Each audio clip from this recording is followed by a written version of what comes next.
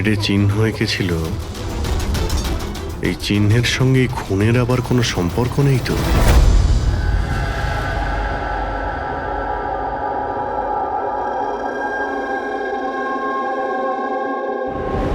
Sir, ইন্টারনেটে check করেছি আর লাইব্রেরিতে গিয়ে অনেক বইয়ের মধ্যেও দেখলাম, কিন্তু এই চিহ্নটার ব্যাপারে কিছু জানতেই পারলাম না স্যার। এটা যাই হোক না কেন, কিন্তু আমাদের কাছে এটা গুরুত্বপূর্ণ। এই তন্ময় কলেজ স্টুডেন্ট কোনো অচেনা শহরে গিয়েছে আর ওখানে কোনো অপরিচিত লোকের প্রাণ নেয় আর ও নিজে আত্মহত্যা করে, অথচ এই সব কিছুর পেছনে কোনো কারণ জানা যায়নি, কিচ্ছু না। না, এই ধাঁধার উত্তর এই চিহ্নটার মধ্যেই আছে। স্যার, হ্যাঁ, স্যার আমি তন্ময়ের ল্যাপটপটা চেক করেছি। কি পেয়েছো? স্যার নিশানের ব্যাপার তো ছেড়ে দিন, এই ল্যাপটপটাতে তো কিছুই নেই। কি?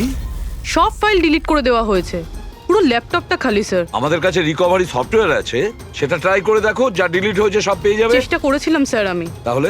কিন্তু ফাইল এমন ভাবে ডিলিট করা হয়েছে যে রিকভারি সফটওয়্যারও এটাতে কাজ করছে না। এটাই বুঝতে পারছি না, তন্ময় ডিলিট করেছে নাকি অন্য কেউ করেছে।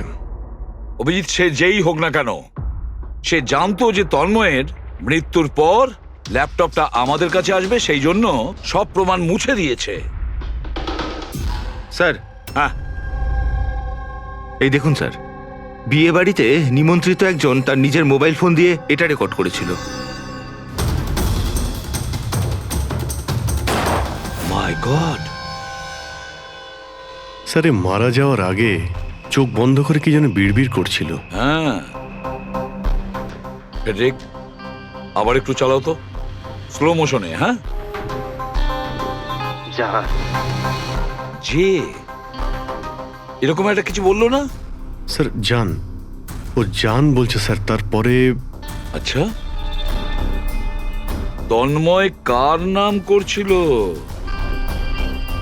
জান?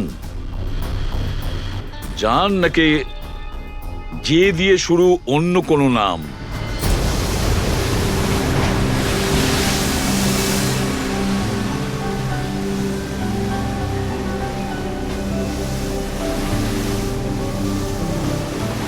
আরে আমরা কতদিন বাদে ঘুরতে বেরোলাম বল। ওহো,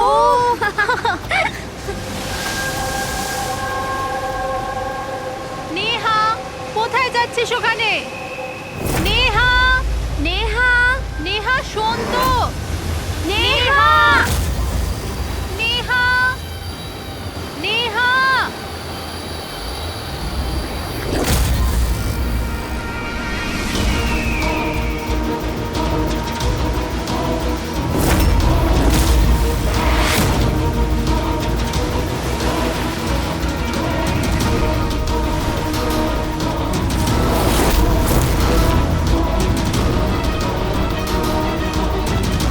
নেহা, আপনি আমাকে চেনেন?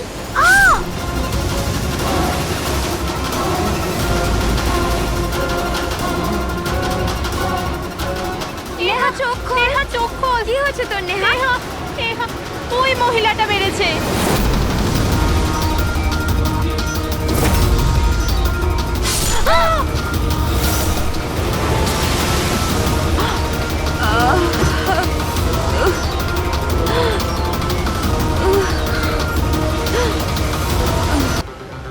ওই দিকটা চেক করো।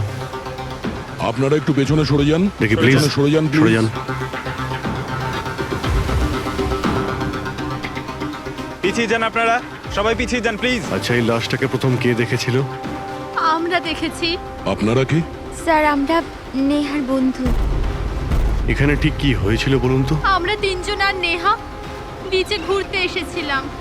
ওই যে মহিলাটি আছে না, ওই আন্টি হঠাৎ করে এলো আর ছুরি মেরে দিল ওকে। ছুরি মেরে দিয়েছে? আপনি স্যার আমি নেহার বয়ফ্রেন্ড বিশাল।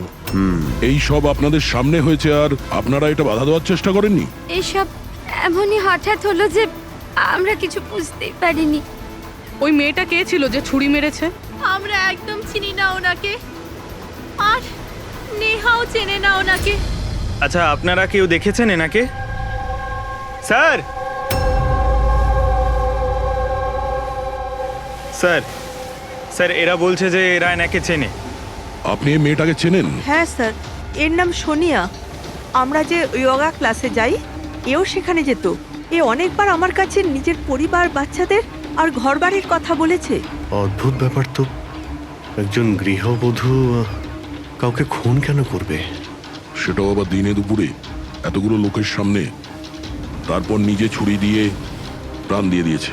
স্যার এই কেসটা তো অনেকটাই তন্ময়ের কেসটার মতনই লাগছে। হ্যাঁ, সিমিলারিটি আছে, কিন্তু দুটো কেসের মধ্যে কোনো সম্পর্ক আছে কিনা সেটা পরেই জানতে পারা যাবে। আচ্ছা, এখানে বিচে আসার আগে কিংবা খুন করার আগে কেউ সোনিয়াকে দেখেছিলেন? হ্যাঁ স্যার, আমি এখানে হাঁটাচলা করছিলাম, আমি ওই মহিলাকে দেখেছিলাম। ওর হাতে কিছু ছিল যেটা কেউ বারবার দেখছিল। ওনার হাতে কি ছিল? স্যার, ওটা আমি পরিষ্কার করে দেখতে পাইনি। স্যার বডির কাছে তো কিছুই পাইনি। হয়তো অ্যাটাক করার সময় কোথাও পড়ে গেছে, হয়তো কোথাও ফেলে দিয়েছে বা কোথাও লুকিয়ে রেখেছে। ডাস্টবিনটা একবার দেখিনি।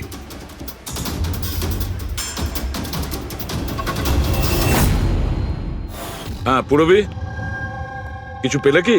স্যার ডাস্টবিন থেকেই ফটোর টুকরোগুলো পেয়েছি, ওটাই জুটছি। 5 মিনিট। ঠিক আছে স্যার, হ্যাঁ স্যার সোনিয়া যে কলোনিতে থাকে সেখানে গিয়ে জিজ্ঞাসাবাদ করেছি আমরা, কিন্তু ওখানে সবাই বলছে যে ও খুব ভালো আর দয়ালু মনের মহিলা ছিল। এর নাম সোনিয়া। এ অনেকবার আমার কাছে নিজের পরিবার, বাচ্চাদের আর ঘরবাড়ির কথা বলেছে। সে আজকে কাউকে খুন করলো? আরো একটা কথা জানা গেছে স্যার, 7 মাস আগে সোনিয়া 10 বছরের ছেলে কোনো একটা অ্যাক্সিডেন্টে মারা গেছে। তারপর থেকে খুব ডিপ্রেশনে ছিল। এই কেসটা তো একেবারে তন্ময়ের মতন কেস। তন্ময় ওই ছেলেটাকে মেরেছিল, তখনও ডিপ্রেশনে ছিল। তন্ময় আর ওর গার্লফ্রেন্ডের কিছু মাস আগে ব্রেকআপ হয়ে গেছিল। ও কিছুটা ডিপ্রেশনে ছিল। আর স্যার সোনিয়ার যে ল্যাপটপ ছিল সেটা তন্ময়ের ল্যাপটপের মতো একদম খালি রয়েছে। বোঝো স্যার, এটা তো একদমই হতে পারে না যে দুজন সাধারণ মানুষ খুন করে আবার আত্মহত্যাও করে নিয়েছে। দুটো কেসের মধ্যে কোনো না কোনো সম্পর্ক তো নিশ্চয়ই আছে। হ্যাঁ স্যার, হ্যাঁ স্যার জুড়ে গেছে স্যার। নেহার ছবি এটা। মানে সোনিয়া নেহার ফটো দেখছিল বিচে বসে।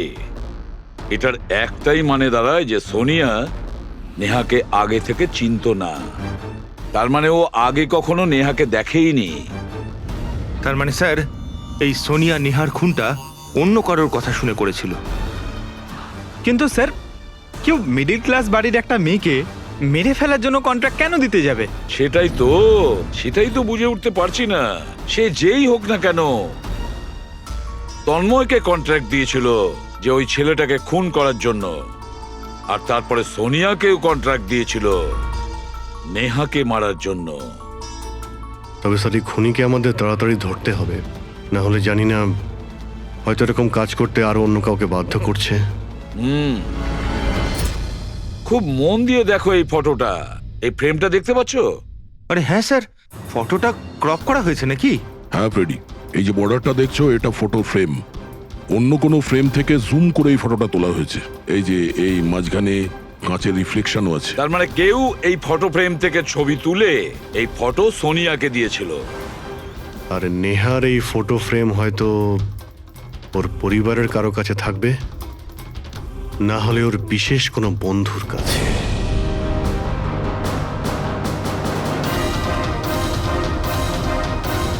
স্যার দুজন বন্ধুর বাড়িতে তো কিছুই পাইনি। নেহা 3 নম্বর বন্ধুর বাড়িতে দেখা যাক।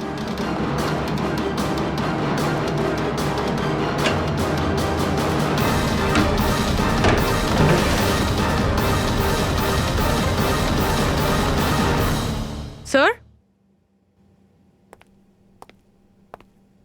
হ্যাঁ পুরবি, স্যার এটা তো সেই ছবিটা। কারেক্ট।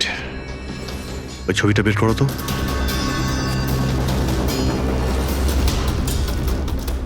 ফ্রেমটাও এটাই, আর এই ছাদের রিফ্লেকশনও এতে দেখা যাচ্ছে। তাহলে এই হলো সেই।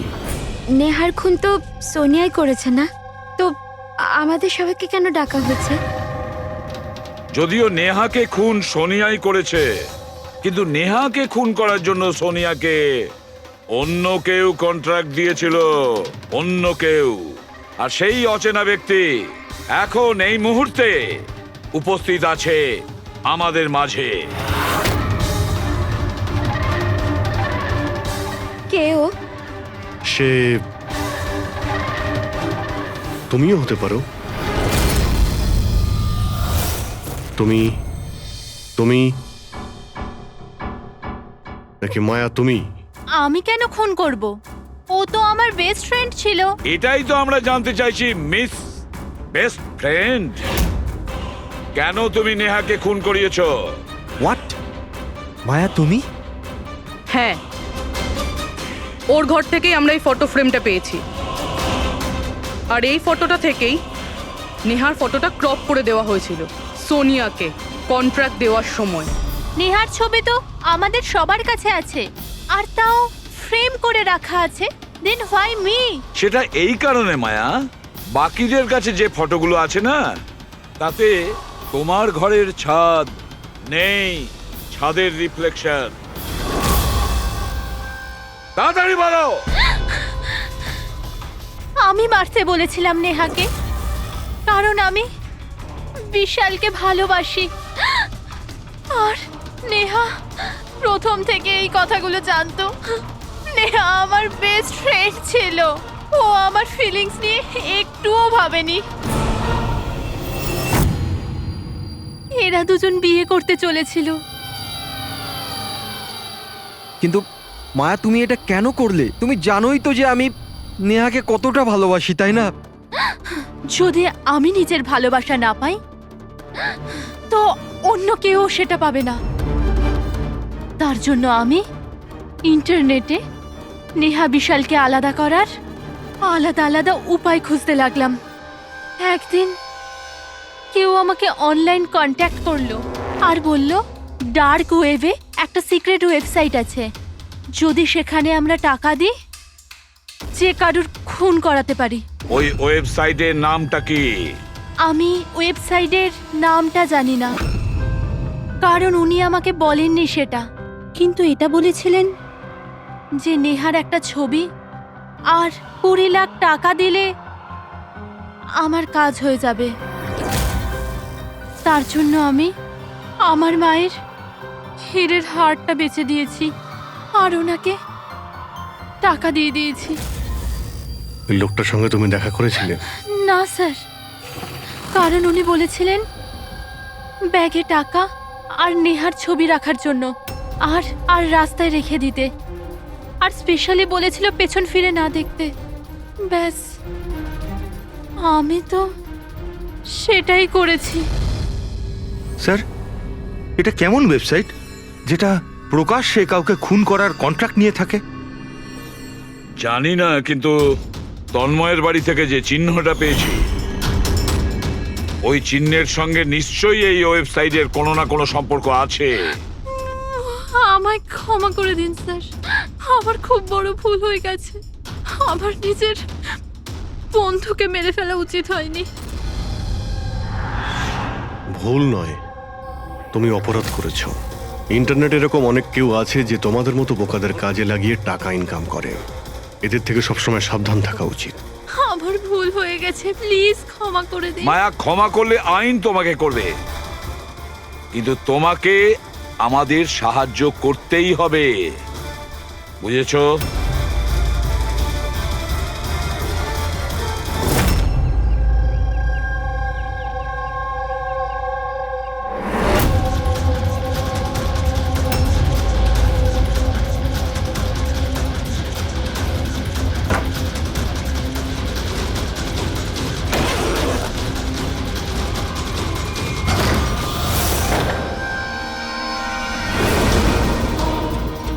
তোমার কি মনে হলো এই পুরো টাকা একাই খরচা করবে? হ্যাঁ, সিআইডি এখানে? এটা আমাদেরই প্ল্যান ছিল, তোমাদের মতো লোকেদের কাছে পৌঁছানোর জন্য।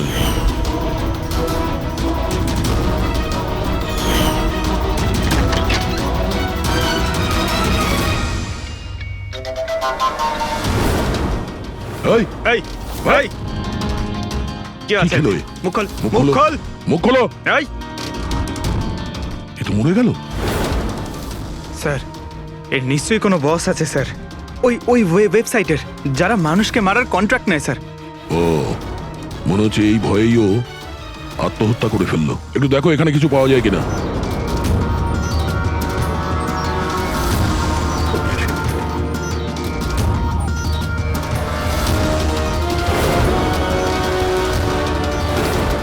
স্যার হ্যাঁ, এর কম্পিউটারে কতগুলো নামের লিস্ট রয়েছে। এই দেখুন স্যার, এই ডিপ্রেশন রিলেটেড একটা ওয়েবসাইট রয়েছে স্যার, যার মেম্বার এরা ডিপ্রেশনের ব্যাপারে একে অপরের সঙ্গে সব শেয়ারও করেছে। এই ডিপ্রেশনের রুগীদের ডেটা কেন রেখেছে? এই দেখুন স্যার, এই সোনিয়া স্যার, ও লিখেছে যে আমার মেয়ের মৃত্যুর আঘাত আমি সহ্য করতে পারবো না। একটা কাজ করো, স্ক্রল করো নিচে, হতে পারে তন্ময়ও আছে এর মধ্যে।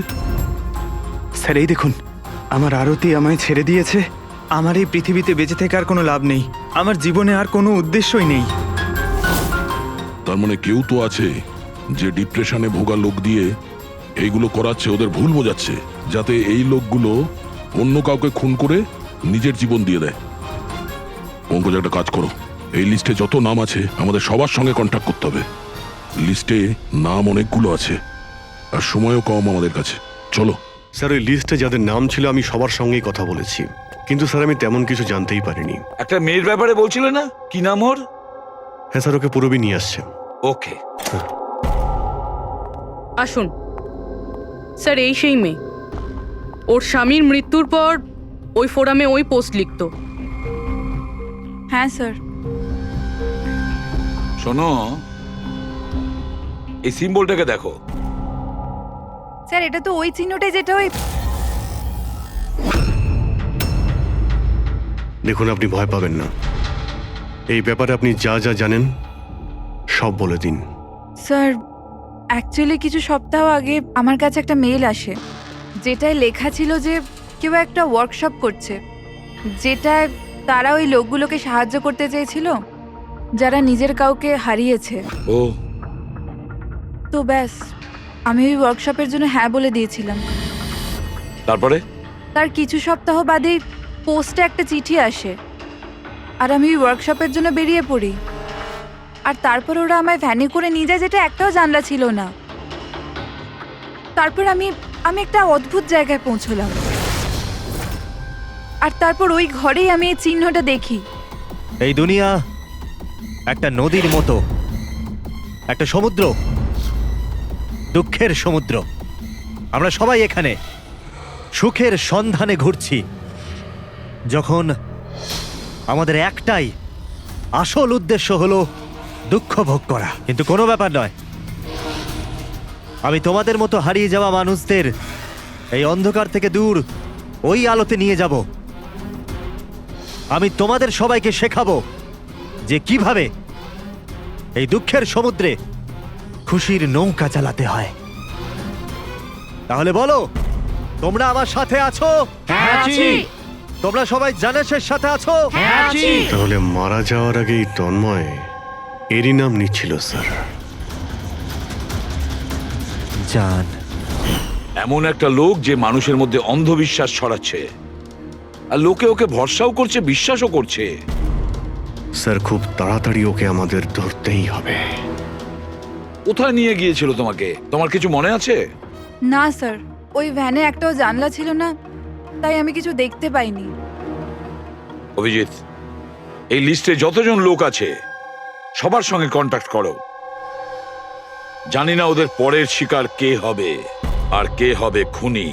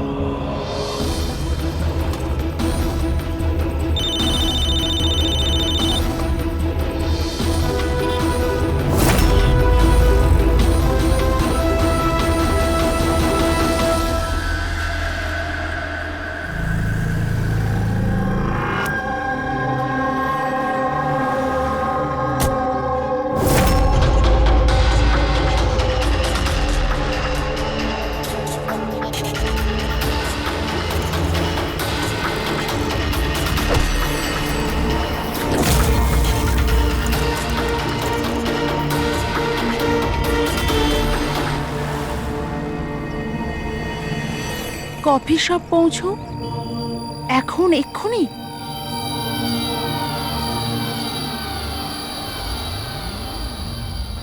আচ্ছা, ওরা তোমায় কোথায় নিয়ে গিয়েছিল, কত দূরে, কোথায়, কিছু কিছু মনে আছে তোমার? এত সপ্তাহ হয়ে গেছে যে আমার কিছুই ভালো করে মনে নেই। কিন্তু তোমার কিছু তো মনে আছে। ওখানে যেতে কতটা সময় লেগেছিল? আই থিঙ্ক আধ বা 1 ঘন্টা অ্যাপ্রক্সিমেটলি লেগেছিল। ও সরি সরি। স্যার, আমার আরেকটা জিনিস মনে পড়েছে, যে রাস্তা দিয়ে ওই ফ্যানটা যাচ্ছিল ওই রাস্তা অনেক গর্ত ছিল, আর ট্রেনের আওয়াজও শুনতে পেয়েছিলাম আমি। আচ্ছা, আর যখনই ট্রেনের আওয়াজটা শুনতে পেয়েছিলাম তার কিছুক্ষণ বাদেই ভ্যানটা থেমে গেছিল। তাহলে তো আমরা সঠিক রাস্তাতেই এসেছি। এই নাও কফি খাও। আপনি আমাকে এখানে ডেকেছেন?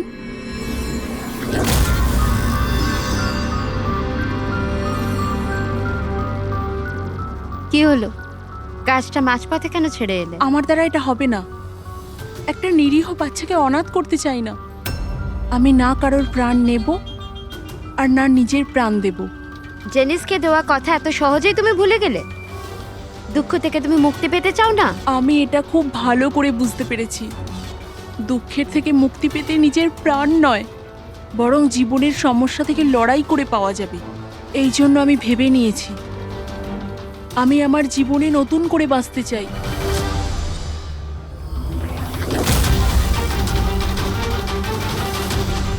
কেন নয়? জেনিসও তো এটাই বলতে চেয়েছিল যে সব মানুষের নিজের জীবনে নিজে চলার মতো অধিকার আছে। আমি তোমাকে টাকা দেব একটা নতুন শহরে নতুন জীবন শুরু করার জন্য। সত্যি? Thank you so much. শুধু থ্যাংক ইউ এ কাজ চলবে না, তোমার আমাকে কফিও খাওয়াতে হবে। আমি তোমাকে কফি খাওয়ালাম না, এবার তোমার পালা। কেন নয়? Waiter, yes ma'am. একটা coffee. Sorry ma'am, self service. Okay sorry, counter কোথায়? Okay thank you. You are welcome. আমি এক্ষুনি কফি নিয়ে আসছি। আমার স্পেশাল কফি চাই, 2 স্পুন চিনি আর হাফ স্পুন কফির সাথে। শিওর।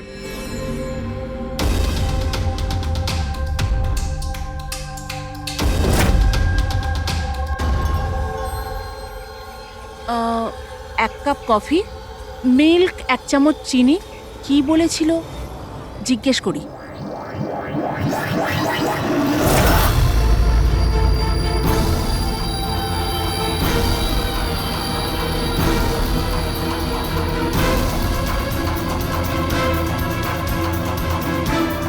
এটা কি মেশাচ্ছে আমার কফিতে? নিশ্চয়ই এটা বিষ হবে। এরা এত তাড়াতাড়ি আমাকে মুক্তি দেবে না মনে হয়।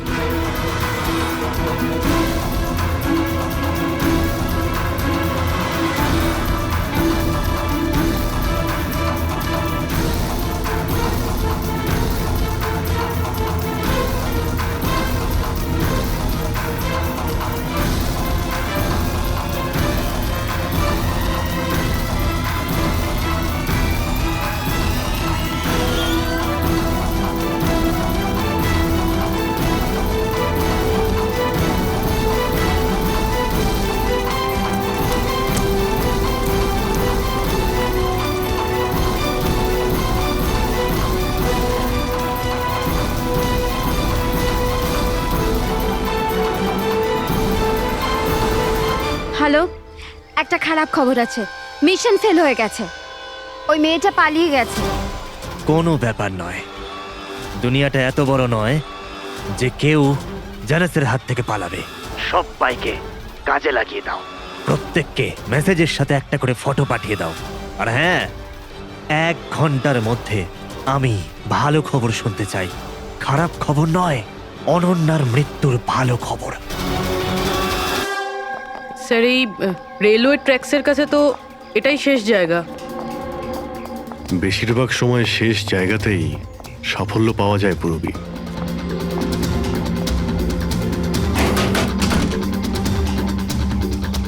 কার সাথে দেখা করতে চান?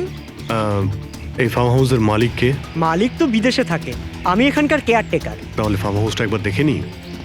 বাহ বাহ বাহ, আপনার মালিকের বাংলো তো আরে, খুবই স্যার। সুন্দর। হ্যাঁ, আরে আপনারা দাঁড়ান, কোথায় যাচ্ছেন আপনারা? হ্যাঁ, যদি আপনারা ফার্ম হাউস কিনতে চান তো ভুলে যান, আমাদের সাহেব বিক্রি করবে না। কোনো ব্যাপার না, আমি অন্য ফার্ম হাউস কিনে নেব। আচ্ছা, এখানে কি আশেপাশে আছে কোনো খালি বাড়ি বা কোনো ফার্ম হাউসের মতো? স্যার 15 মিনিট এগিয়ে গেলে একটা ফার্ম হাউস আছে, ফাঁকাই থাকে, পারলে আপনারা দেখে নিন।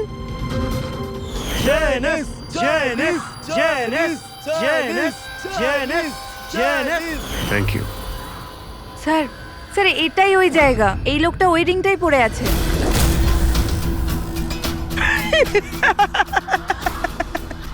তোমাদের কি মনে হয় আমি তোমাদের চিনতে পারিনি? আরে তোমরা সিআইডি অফিসার, আমি দূর থেকেই তোমাদের চিনে ফেলেছি, বুঝেছো? খুব বড় ভুল করেছো আমাদের চিনে ফেলে। তোর মালিক কোথায় বল, কোথায় পাবো ওকে? আমি জানি না স্যার, ওর পার্টি কোথায় হয়? নিচে এখানকার হল ঘরে হয় স্যার। এর পরের টার্গেট কে? আমি জানি না স্যার। তোরা কাকে খুন করতে চলেছিস? বলছি স্যার, বলছি।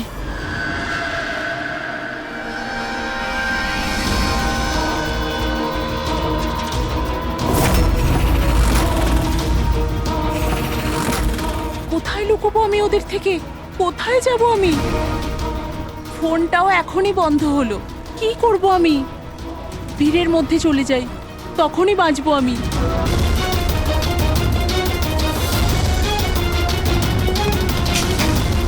Hello madam. এক্সকিউজ মি, আমার আপনার ফোনটা চাই। দেখুন আমার প্রাণের বিপদ আছে। বিপদ আছে? কিসের বিপদ? দেখুন আমার কাছে সময় খুব কম, প্লিজ আপনার ফোনটা দিন।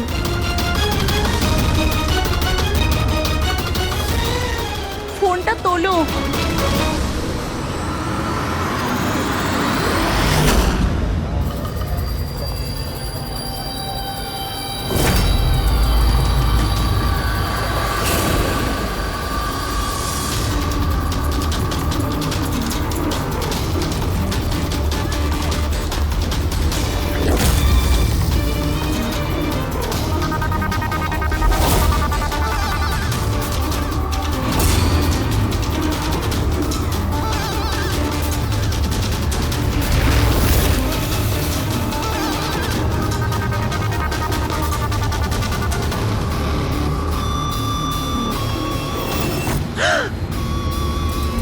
কি হয়েছে বাবা, এত ঘাবড়ে কেন আছো? আমাকে কেউ মারতে চায়। মারতে চায়? তুমি ভয় পেও না, আমি এখনই সিআইডি কে ফোন করছি। তুমি এখানে কোথাও লুকিয়ে পড়ো।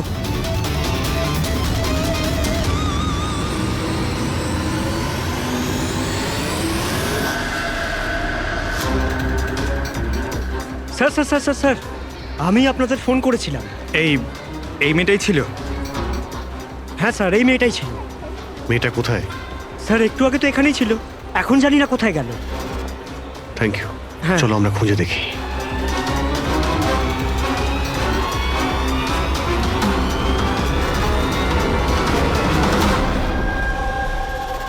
এই শোনো। কি হয়েছে? সরি, আপনি এই মেয়েটাকে দেখেছেন? আপনি কে? আরে বাবা, আমি সিআইডি অফিসার। দেখেছেন আপনি ওকে? একটু ভালো করে দেখুন। না।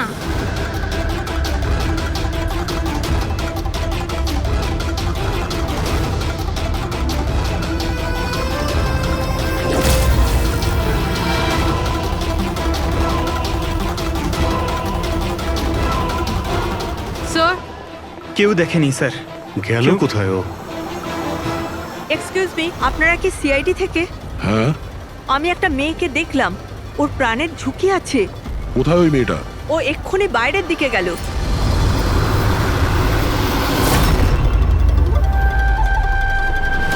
আমি তো এখানে, উনি সিআইডি কে বাইরে কেন পাঠাচ্ছেন? স্যার,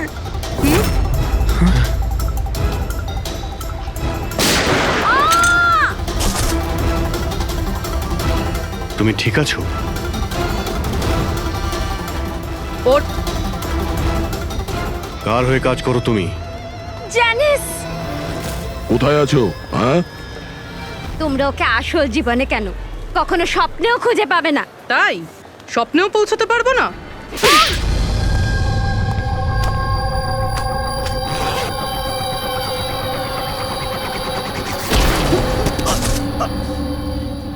আরে স্যার, আপনি যাচ্ছেন কোথায়? হ্যাঁ, আপনার সঙ্গে আমরা দেখা করতে এসেছি আর আপনি চলে যাচ্ছেন। বলুন না, দুঃখের চিকিৎসা কি? দুঃখের চিকিৎসা মেকআপ সরিয়ে আসল চেহারাতে ফিরে আসা। কি ঠিক বললাম তো? খুব ভালো অ্যাক্টিং করো তো বন্ধু তুমি, হ্যাঁ? তোমার তো বেস্ট অ্যাক্টর অ্যাওয়ার্ড পাওয়া উচিত। একজন কলেজ স্টুডেন্ট হয়েও তুমি বুড়োর এত ভালো অ্যাক্টিং করছো। ঠিক বলছি তো মিস্টার আমান?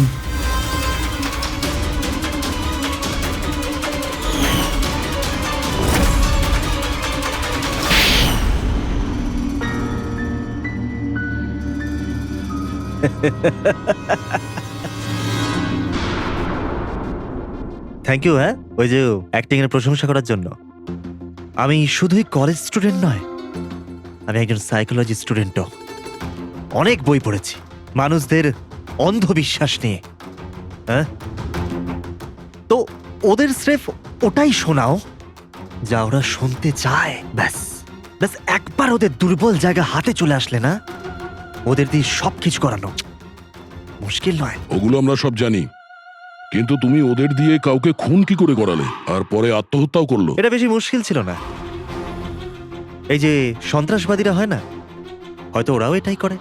ঠিক বলেছ, আতঙ্কবাদীরা জন্ম নেয় না, তাদের তৈরি করা হয়, ব্রেন ওয়াশ করা হয়, যেমন তুমি ব্রেন ওয়াশ করেছো এদের।